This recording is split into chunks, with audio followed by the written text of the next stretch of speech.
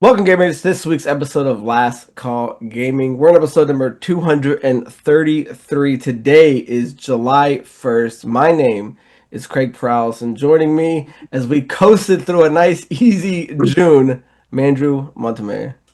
Be early 4th of July. Early 4th of July. It's coming up, man. I think we were both talking. You have the weekend off? Because I'm off. I have the 3rd, and then obviously the 4th and the 5th off. So, it Same should be thing. some, yeah, it should be fun. Are you planning on any pool hopping or fireworks shooting? Yeah, just gonna do a little bit, maybe try to get a little barbecue in, the usual A, summer a, stuff. a little barbecue. Where do you go? You don't leave town for 4th of July, do you? I am this year because my brother's doing something for one of his kids' birthdays in like Vegas. So we're going up to like some ninja zone thing or something like that. I don't know.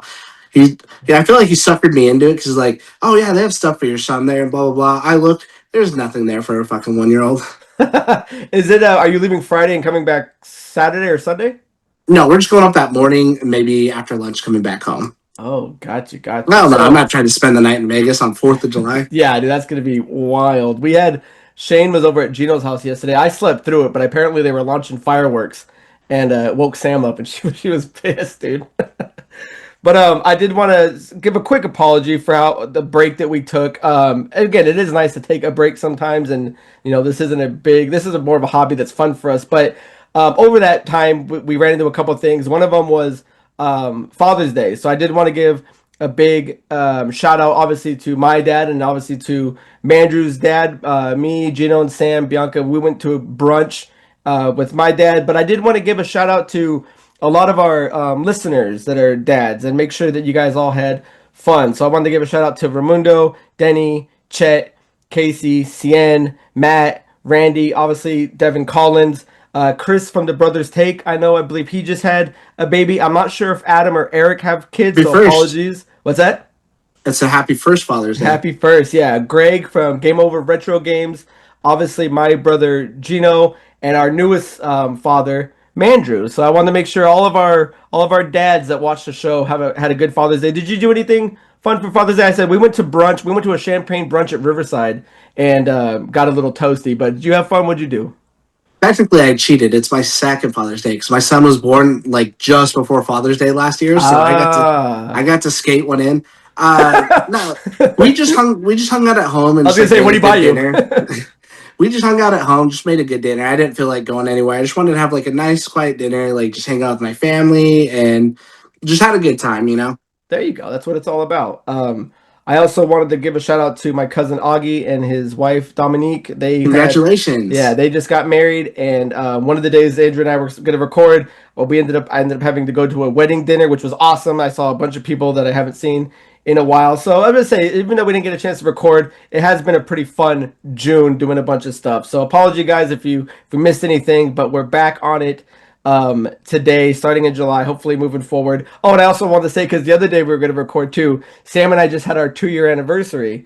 So that was another day that was a lot of fun of just hanging out and being real lazy. So, guys, life gets in the way sometimes of the podcast, but now the podcast must go on. So, guys, if you're watching us on YouTube, make sure you like, comment, subscribe, share, hit the notification bell. If you guys are interested in following us on our social media, our link tree link is in the description. You can follow us on Facebook, on X, on Instagram. And if you guys are interested in an audio only version, you can find us on your podcast platform of choice. So today, just because it's been a while, we're going to get into just a couple of quick stories. I mean, they're big stories, but hopefully it's a tighter episode just so we can get one on the books for you guys. And they kind of go hand in hand with each other. So let's start off with the main story, or the first story, which is that GTA 6 has been announced. Pre-orders are now available. The game is set to finally release in November 19th of this year. It is coming at two prices. The standard price is at $79.99. The Ultimate Edition is at $99.99. And there's one of two ways to look at it. Because the Ultimate Edition does come with some things, and I'll dive into that in a second, that the standard doesn't have. So people are kind of looking at this as going, is the game $100 and there's a light version for 80, or is the game actually $80 and this is an actual Ultimate Deluxe Edition? Because one of the things too is that this game, with how long it's been in development and how much the budget's been behind it, could literally set its own price. This game could come out at $150 and people are going to buy it. So one of the things people were wondering is what it's going to come out at. Is it going to come out at 60, 70, $80? So I think it's fair, regardless of how you look at the $100 edition, is that it set a bar for $80 being the standard in terms of the ceiling for what future games are going to be. Because if it was any lower, let's say it was 70, then there'd be no other game that has any right to keep pushing out $80 games, even if you're Nintendo doing things like Mario Kart at 80, because GTA 6 is going to be the biggest game.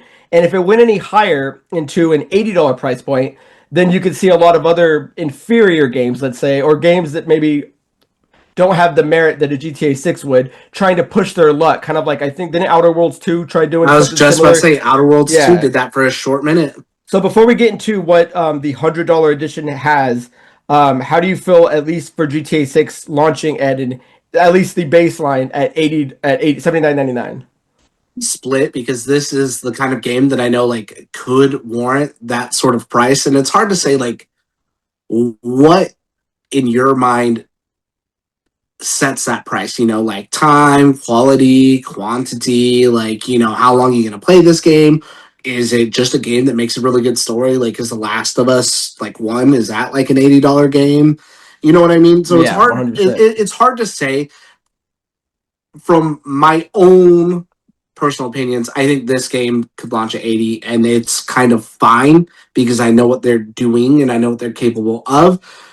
But at the same time, it's going to be really annoying because, yeah, we already had to try something squeak that by with like Outer Worlds 2. That this game is going to do absolutely gangbusters, and other people are going to try and follow suit, especially people who don't deserve it. Like, I could definitely see like Call of Duty, or maybe not this year, but next year. Okay, Call of Duty, you play multiplayer for however long online. That's got to be worth at least an $80 value Right? or something like that. And I think that's what's annoying because it's almost like even before in a different way that it didn't affect game price point, but you had games with these overinflated budgets because Call of Duty is making this much money hand over fist. You used to see that every year. And then you have other games trying to capitalize on that, like Dead Space 3. Yeah. Let's make it more over the top, more action. Let's do something kind of more Call of Duty, but still horror, whatever. And it's considered a failure, even though the game's not great by, Dead Space fans, but it had that overinflated budget, or even something like Tomb Raider, where people are just expecting, like, oh, why aren't we doing Call of Duty numbers?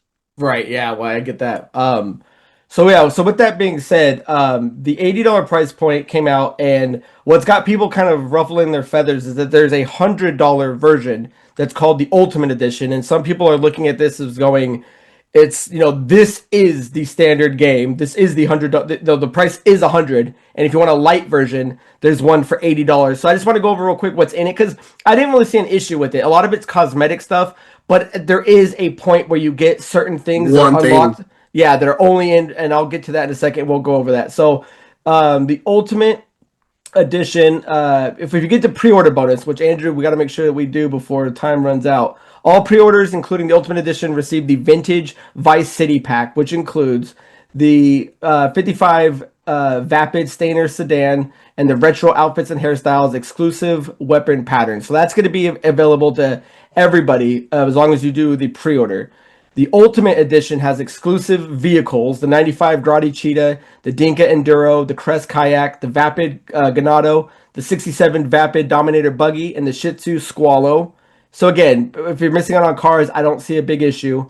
Exclusive weapons: the Hawk and Little Morgan revolvers, and personalized sidearms for Jason and Lucia's their personal guns. Again, I don't see a big issue. This is what I think the biggest problem is that a lot of people are kind of lashing out about, is that there's shops and services that are exclusive to the Ultimate Edition, which are going to be the Ride Out Customs Mod Shop, Sarah's Unisex Salon, where you can do hair, makeup, and facial hairstyles, Stock 305 Clothing Store, which is exclusive streetwear for both characters, Electric Fang Tattoo Shop, over 50 tattoos designed by Failed Collective, and One Eyed Willie's Mod Shop, which has off-road vehicle modifications and hand-painted artistry.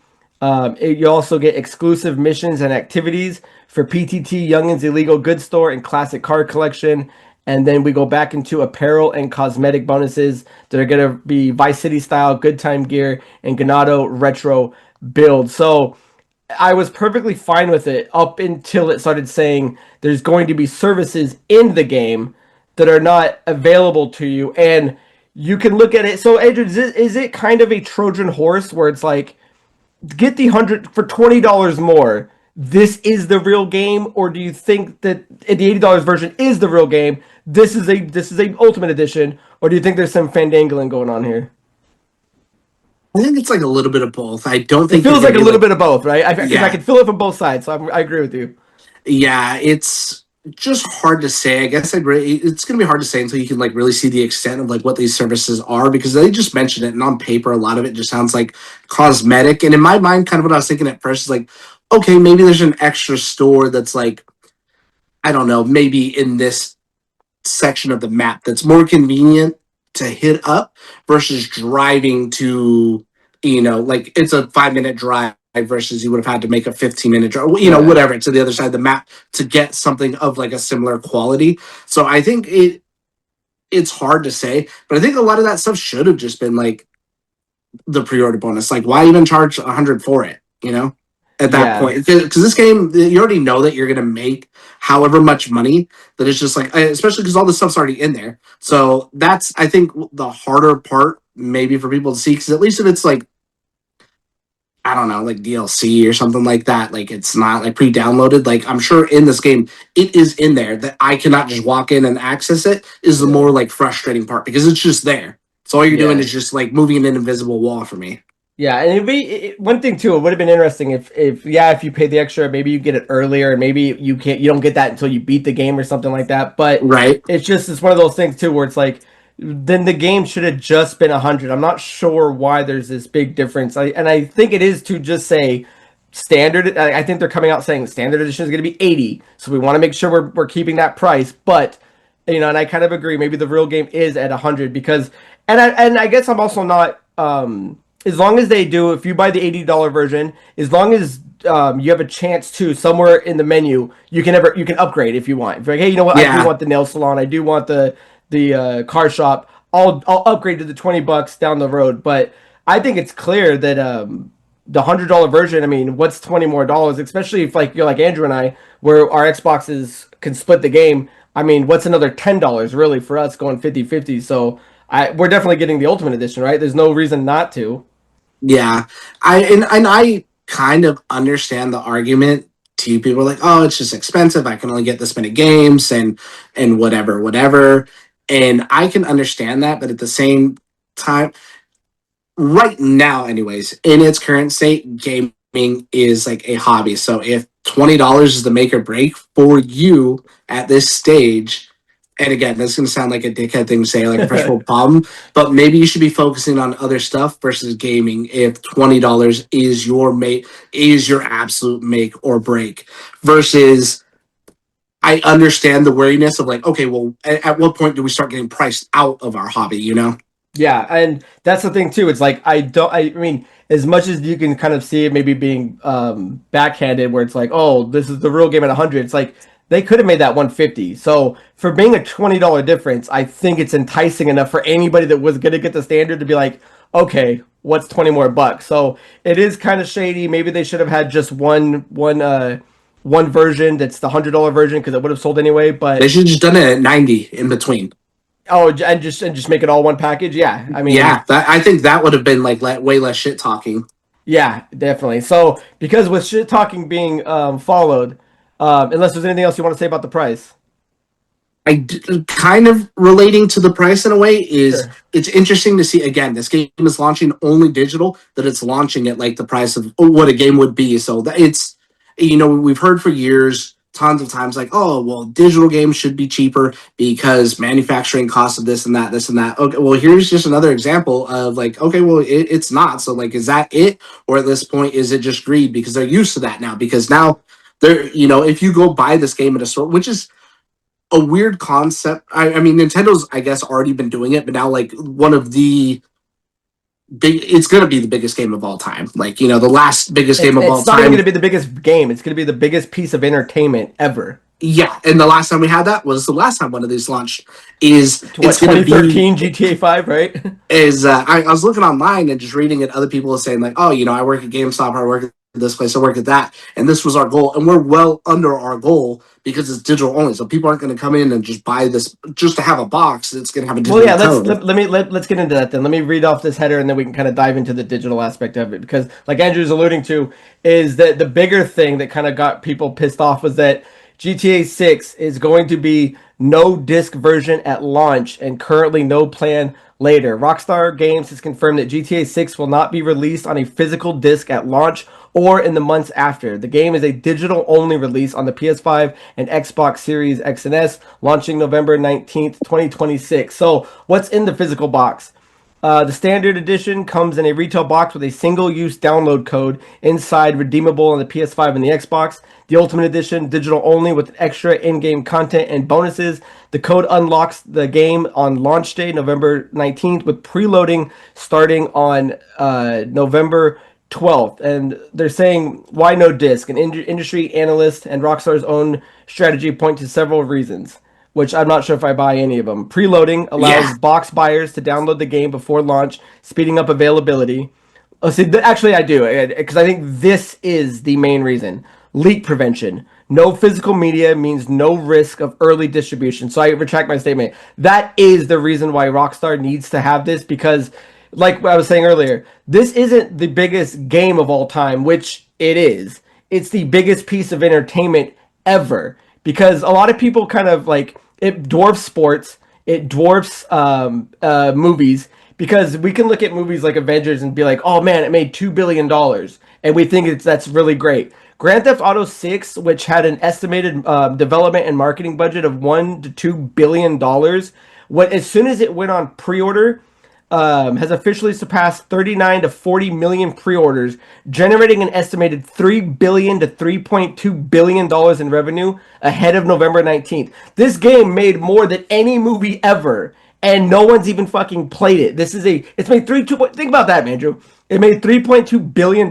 in just pre-orders. So I can 100% see why you don't want to disc copy out because what a lot of people don't think that aren't like hardcore gamers like you and I is that you got to remember when these things are sitting in disc in a box, there's plenty of opportunity for a random person to just come steal one, play it. You can leak stuff. This is the biggest game that's taken more than 2 generations to finally come out. So I can 100% totally see that they don't want anything leaked. So I will give them that point.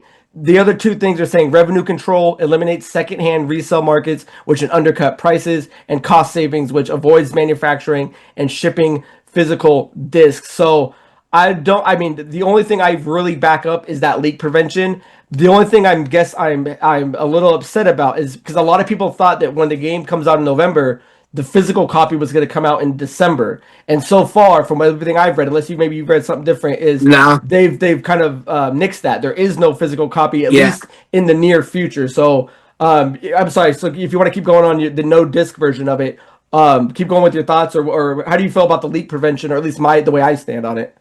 I don't think that like it's really warranted that much. Yeah, it is that big a property, but is someone really not going to buy the game because oh, it got leaked or spoiled for me? Like, is it that Well, it's big not a so much deal? as that the person won't buy it; it's that you're putting it out ahead of the time they want it to be released. So if there's leaks of the ending or leaks of who dies, it's not so much that I wouldn't buy it, but you know what I mean. But they want it day one, so I'm I can see that. I'm not a creator like that, so I don't think it's that big a deal to go to that like extreme. But I can understand that point though. But I do want to put into perspective, like you're saying, $3.2 billion, and it's three Pre-sales. point two, and it just and not even that, but like we still have September, October, Yeah, August the first yeah, before it even gets here. And how many people haven't pre-ordered because it's digital? So what are you going to pre-order for? You can just wait to buy it day of. We could pre-order it. We'll wait. I hate that too because whenever it's like, oh, to get all these bonuses, pre-order by October 19th. I'm like, okay, well, I'm just not going to pre-order until October 19th, and that's my way of sticking it to him. Is like, I'll wait until the last minute to do it. I like that you chose my birthday. So yeah, so the other thing too, so I understand why. It's getting very hard, and it'll kind of will lead into our next story. Is like the fact that you're just selling the box because it takes pennies to make that disc. So, but I understand if you don't want it at launch, but if you're not gonna make one down the line, then that just sucks because there's places like Greg's Game Over Retro Games where it's like it's a lot of, you need stuff like that. You like having a disc to come back in and somebody come back in and buy it later. So if they're trying to control the concept that there's no more secondhand selling, obviously this is going to lead down a bad rabbit hole, and we'll get into that in just a second. But I mean, it's weird that it took. I mean, I guess who else would have done it if it took a GTA to now set that trend of going, yeah, here's buy this box of plastic, and it's cool because I mean I like having some boxes up on the shelf, and GTA 6 is one of those cool ones that has like cool art on the cover, but I just can't Oh, wrap I my love head around reversible eventually. arts too. Eventually, yeah, I just can't wrap my head around eventually not having a disc that goes in it because we also live in a world too where internet's not fast for everybody. We don't live in a world where that's because one of the reasons why they're letting you pre-install it so early is so the game doesn't crash day one when everybody's digitally Yeah. downloading it all at once. So that's why they're giving like that I think I said it was the 12th or something. That's why they're giving that week length where a disc, that's half the battle was, play it on the disc, load it up. You don't need to go online. The fact that it's going all online for the biggest game ever, I mean, that's going to be some trouble if it hits and it overloads servers and it crashes servers. It's funny too because again alluding to kind of like our next story. I wonder if this is the part of a cause of that, or if this is an effect. They knew that this other thing was coming, so they're like, whatever, might as well just do it now because especially if it's going to save us money, who cares? Yeah, we Because can move into everyone that. else is going to be in the same boat, so it doesn't matter. Is there anything else on GTA you want to get into, or should we just move into the next story? No, either way. I mean, we can talk all the shit we want. We're going to play it. Yeah. I will get that out front right now. As critical as whatever, I'm still gonna play it. Yeah, I'm not going. I'm going to not play the biggest game of all time. But and again, I don't want to Of look at it all in terms of time. all time. I don't want to look at it in terms of going. I don't care because you and I were going to buy it digitally anyway. It just sets a precedent for how things are going to move in the future. And unfortunately, with our next story, that's Hey, exactly the what it future did. is now. The time is now. So moving into our next big story, and that launched today, which I didn't really get a chance to do my normal big note taking and numbers and things like that. So this one's just kind of shooting from the hip with it, like how Andrew likes to do it, like the Wild West. So this piggybacks off our last story. Sony just killed discs. Physical disc production to end January 2028 for new games releasing on PlayStation consoles. And this comes to us from IGN. It says Sony has announced physical disc production ends in January 2028 for new games releasing on PlayStation consoles. It's a shock announcement that follows Rockstar's decision not to sell a physical disc version of GTA 6, which is expected to dominate console game sales from this November onwards. This new policy will cover all games released on PlayStation consoles from all publishers after this cutoff date, which some analysts believe hints at when the PS6 will be released. In response to shifting trends in consumer preference, new games will be released on PlayStation Store and at retailers in digital formats only, Sid Schumann, Senior Director of Sony Interactive Entertainment Content Communications, said in a post on the PlayStation blog. So, man, it's one thing if you're Take Two and you Rockstar and you want to do your game in a way that I respect to say you don't want it to leak. It's going to be all digital only. We've earned it. It's the biggest piece of entertainment of all time. But for Sony, who's sitting in first place in the console wars, if you still want to call them that, to cut off disc, man, to me that takes away to what a console gamer is, man. Half the thing is if you are, because digital is a thing, and that we are moving towards it. But that doesn't mean we get rid of what makes games. There's tons of people, and there's an aftermarket for it, like Greg's Game Over Retro Games that rely on, and GameStop and things like that rely on selling it and even like because one of the cool things is when you buy a game because Ramundo comes over to my house and I loan him Switch games all the time so that he can go play with his kids. That's going to be gone. And then if you are ever in a jam or a pickle and you need to, one of the coolest things was the physical media was always a version of cash you could always just sell, and you could get at least something back that you've paid for once upon a time. To end it and control the end-to-end processing of the distribution of a game is something that I feel cuts the soul out of being a console gamer. So again, this is just kind of shooting from the hip and my first reactions to it. Andrew, your thoughts of Sony, who's sitting in first place, has no reason to do this, really. And I don't know why you would even announce it this early. You could have announced this next year. What are your thoughts on no more discs? And it's, I mean, the future is going there anyways. I think they said put out reports every year. It's like what 15%, less than 15% of people are buying like physical, Yeah. but still, at least the option is there, and that's what I could understand for people.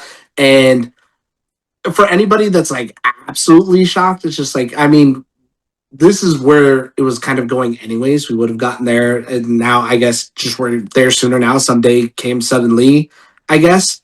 It's just I only buy digital again. But I do like to go get certain physical things. I feel for the people though that, especially secondhand markets, I love going into used game stores, and every now and then like I'll buy some stuff, especially like retro stuff or whatever. But people who maybe aren't as fortunate, or like, maybe struggling a little bit in life or whatever, like you said, you could turn around and sell something. There's a lot of people who I'm sure are still out there the way I used to be when I was like a struggling like college kid or whatever. I'd play a game, beat it, go turn it in or sell it, and hopefully get like 30, 40 bucks, whatever, and then put that towards my next game, and that just helps to like lessen the sting. So that really sucks. I think it really is too bad timing for them, because they just announced the other day that they're moving like a ton of movies Yeah, digitally yeah, I from saw people's that. accounts. That it's not like, oh no, you can't download this anymore. It's like, no, it's being forcibly removed from your account. So what's to stop something like this being forcibly removed from your account? Like, you can't download that PT game anymore ever, and people will still make a fuss over that. But if you had it downloaded, you could still keep it. I just don't think you could download it later. Like, I think if you people had to like rigmarole it to get it over to like their PS5, and like, what does that speak to like game preservation? Like, I don't have a nostalgic view of like a lot of these games. Certain ones I do, but it's not like I am with my Nintendo 64 or my Super Nintendo, because that's where I grew up as. But this is Right. somebody's Nintendo 64 and Super Yeah, nice. Nintendo. Yeah. Yeah, I look at it too as going because and I've seen a lot of people post this. I saw it on Instagram. I think Chris from Brothers Take posted it too, so it reminded me of it where um, they were showing that old commercial where the PS4 was like, "Hey, this is how we trade games with people and loan games," and it was giving the physical copy. So a lot of people are going, "Well, you're going real back on your word." But one of the interesting things too, is going, could this be something that you think Xbox could maybe benefit from and boon from? Is going, That was well, one of the first things I thought. yeah, where because of Sony, because again, Sony's is number one. So I mean, the move is the move. But this could be a resurgence. I mean, I don't know if it's too little, too late. I'm hoping Xbox stays around as long as it can. I love the platform. I love the controller. I The love my friends ecosystem. list. I love the ecosystem. And it's just one of those things where if Xbox goes, no, we'll keep it, because again, if they're saying they're still selling um digital at stores. I don't know if it's just going to be like the little cards you can buy, or if they're still going to make the box just with the code in it. Because the disc doesn't take much to do. Where I'm curious if maybe this is a good capitalization point for Xbox to go, no, we'll still do disc, because there were so many people I saw online that were instantly going, I don't know what the percentage of that would be. We're going, okay, well, I'm not going to buy a PS6 then moving forward. I'm sticking with my backlog, and I'm going to keep all my stuff physical. I don't know what that percentage would be moving forward, but it's going to be enough of people where I wonder if that could be a shift to Xbox going, oh, you're still going to have discs? Well, then that's kind of where I want to be.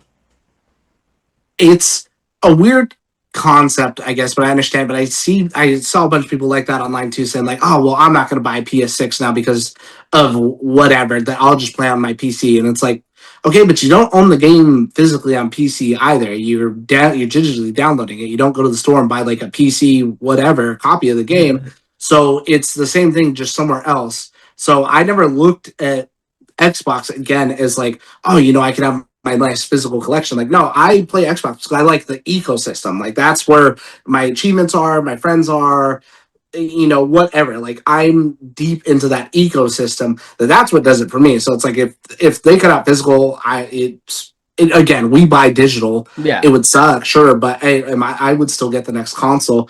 I think what was really interesting from this too is it says all games from like 2028, right? Yeah, Or was it let's see. 27? Physical disc production to end January 2028 for new Yeah. Okay. games So releasing on PS consoles. I wonder if the PS6 is going to launch before that, or hear that, and is the PS6 going to launch with a disc tray? Because if it does, what is the point, especially for games going forward? It would strictly have to be for backwards compatibility, and that's it. If it That's doesn't interesting. launch Yeah. with a disc tray, then it's not backwards compatible with physical games. Unless maybe I don't know if they sold a separate disc tray or something on the side for people. So like that is gonna like affect cost just like the digital and the disc ones do now. The digital ones, it's only $50, but it's still cheaper. So that's more kind of what I was thinking in my head. Like, okay, well, what does this say for like launch and launch window and how would that work? And now your system comes off as non-backwards compatible. How do you make that up to the person who just bought Grand Theft Auto 6 or something like that, or not Grand Theft Auto because that's not going to be physical. Resident Evil 9. How do you make that right to that person that just bought that game on your platform and they're going to want to play it again in 2028? They have to rebuy it now. Yeah, I'm curious too because for a while, you couldn't play PS3 on PS4, you couldn't play PS4 on PS5, but from what they're saying is that the PS6 has kind of cracked that code and they can play it. I'm curious if they did make PS6 discs, if that would cut off that backwards compatibility. You know what I mean? So it's like if it does come with a console or a disc tray, that disc tray is ready to read PS2, 3, 4, and 5. But if they made it 6 compatible, then it would cut all that off. So a lot of questions going on. I'm sure in the next week or so, we're going to see a lot more theories and maybe a little more. I'll say That's that would what's be say I'll say that would be the worst problem. Is let's say it can play PS2, 3, 4, or 5. Why can't it play 6 then? That's going to be the obvious next question. But Be that like, yeah, well, but can do that's all been the this other problem stuff. PlayStation's always had is that the Yeah. next console never could play the last one. So, like I said, speculation and all these things right now. The only confirmation we have is that that's their statement is that there's no more discs. I'm sure over the next week or so, we're going to see a lot more reasoning into why. Hopefully, PlayStation says a little bit more. Is there anything else you want to add on this, or Yeah, do you have any other points? I have one last thing that I Yeah, think yeah, is huge and maybe by far one of the biggest, personally for me, yeah, is yeah. PlayStation has notoriously shitty customer service that people get hacked all the time and just lose their account. There's nothing they could do. They pretty much tell you to go fuck yourself. Colin Moriarty from Sacred Sacred Symbols. Symbols just had his account hacked and lost it for however long and was able to get his stuff back. But he was saying pretty much like, yeah, if this is it, then I'm done. What is the point? They even mentioned, your number one trophy hunter. This is a guy who's spending thousands and buying every game you're putting out and doing whatever because they're addicted to that trophy grind or whatever. Had his account hacked and just lost. Like this dude who poured a ton of money into your ecosystem, you couldn't be bothered to help him. So that would be the biggest thing. At least Xbox is good about that, to where that's not a worry. If I was a PlayStation fan, with how shitty their service is and how bad it is, unless they put out that would be the first. If I was them and they're going to stand by this, that would be the absolute first statement I would say and say, hey, and own up to it. Hey, we know that we have not been the best with the whole hacking situation and this and that. We are revamping everything, and this is how it's going to work going forward, starting immediately.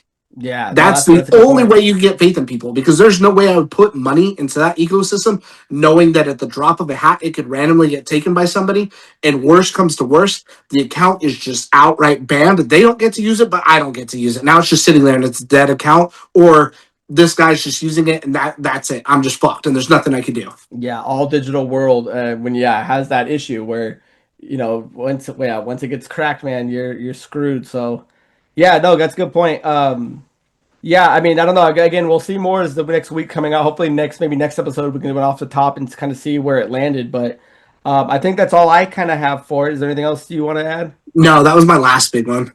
Okay, cool. So let's get into before we end the show. We'd like to do what are you up to? When Andrew and I take a second to talk about what we've been playing, what we've been watching. Andrew, mine's a little lengthier than yours, so why don't you go ahead and start us off, and I'll round it out. Sure, for what I've been watching, again, I haven't been watching a lot of TV or movies or anything. I haven't been big into that. I've just been watching a lot of YouTube because it's just easier to digest with my son. Summoning Salt, as many of you know, I gush about him all the time. Amazing channel for like speedrunning. Just put one out for Spyro the Dragon the other day, and if you have a soft spot in your heart for Spyro the Dragon, it's so good. It was such a good watch. I think I've watched it like 3 times already. It's even one of those Nice. comfort ones, like I'll put on like before bed and then just go to sleep. Like it's so good and so crazy to see these people again just breaking the games and the different things that they could do. So if you're remotely interested in that, all the Spyro the Dragon one just came out and it is so good. Nice. I think I was telling you earlier, Sam's been playing a lot of Switch. She's all over it, and she just got the Spyro Trilogy collection, Reignited, I think it was. So she just beat all three of them. So when you were telling me about that the other day, that there's a new summoning salt, I showed it to her. She's like, how fast did he beat it? And I think the time said like 48 minutes or some shit. So she's really interested in going and of seeing how they do it. So that's gonna be one we definitely watch probably this weekend. So yeah, nice. Good, crank that out. It's good. As far as playing anything, I finished Final Fantasy Rebirth. Absolutely loved it. It was so good. One, so much better than Final Fantasy Remake in general, just in like every way. This is what Remake should have been to launch. They should have done this and then split it in half. And this game really could have launched as like two pieces. I guess maybe they had to do it the way they could because maybe they didn't have like the vision. But especially after playing this, there is no reason Midgar needed to be as long as it was for what I'm doing here. Again, completely love the game. I'll still talk about my only complaint, my biggest complaint that I have from the first one is you still see too much of like Sephiroth up until a Yeah. point, and I understand that, and it works in other parts, but I think they really ruined the one scene that I thought was ruined because everything else is great is the Midgar Zolom when you're fighting the big snake or whatever, Uh-huh. because when you make it out of the tunnel in the original, it's like impaled on a tree.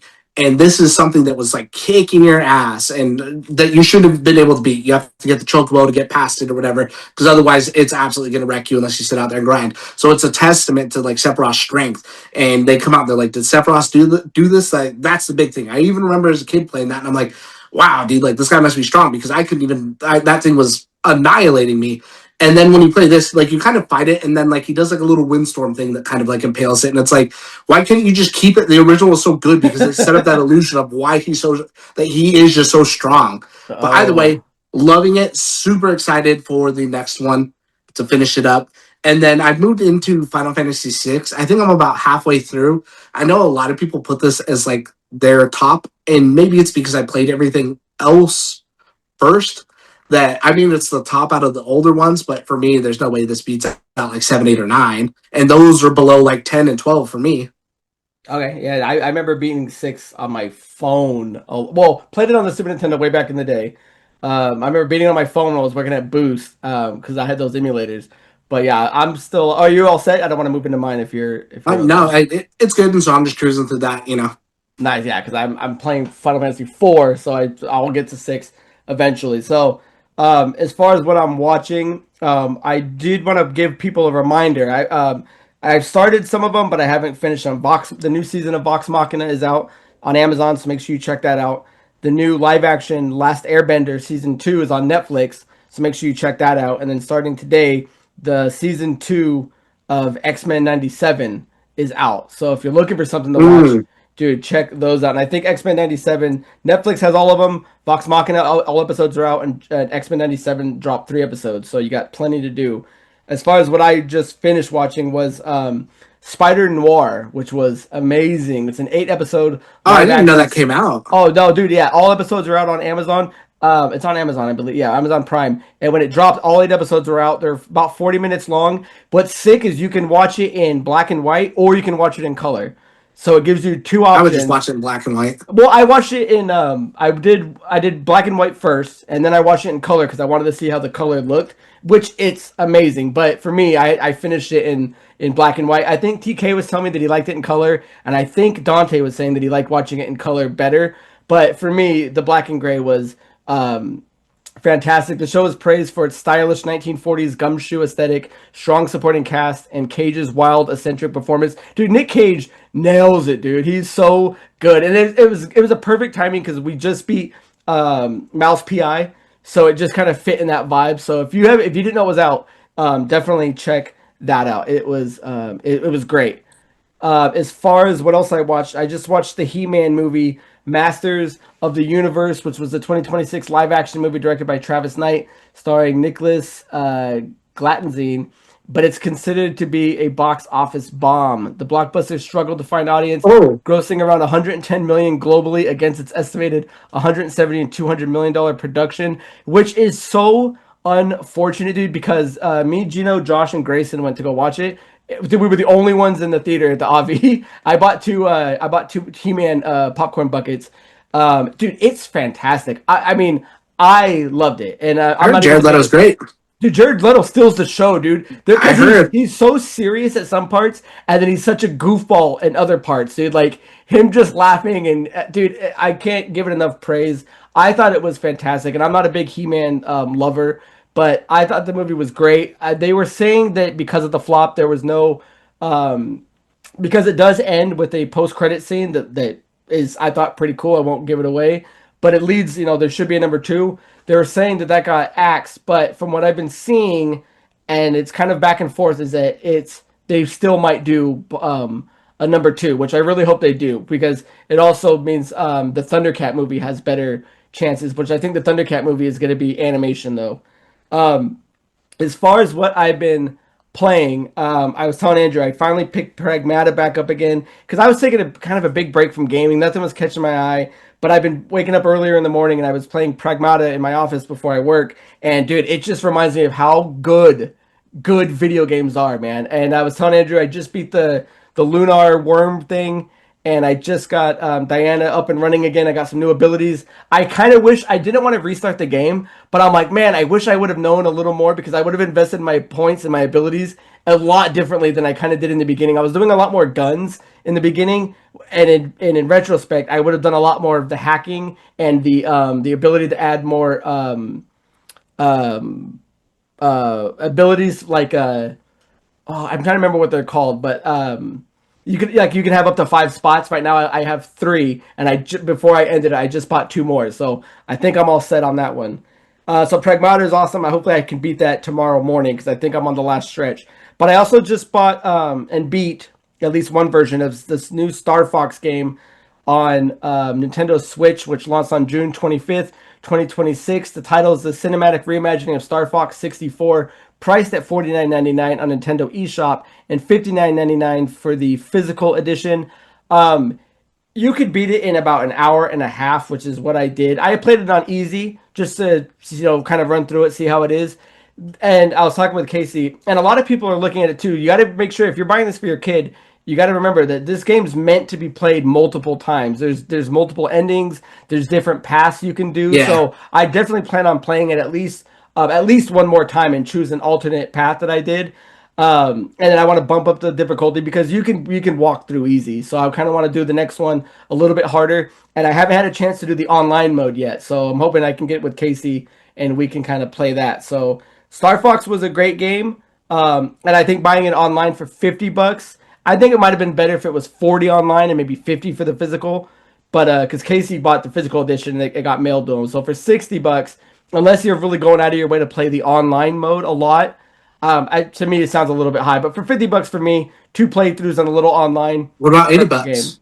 80, but well, if it was 100 and it came with all the bonus editions, I'd probably like it more. So, guys, leave down in the comments below how you feel about GTA 6's price and how you feel about it being no disc. Let us know how you feel about PlayStation officially announcing that they are moving to no disc starting January of 2028. And leave down in the comments, guys, what you've been up to, what you've been playing, what you've been watching. Let's have a nice conversation about it. So, guys, brings us to an end of episode 233. Join us next time, guys, for episode 234. And until next time, my name is Craig Perales. That is Mandrew Montemayor.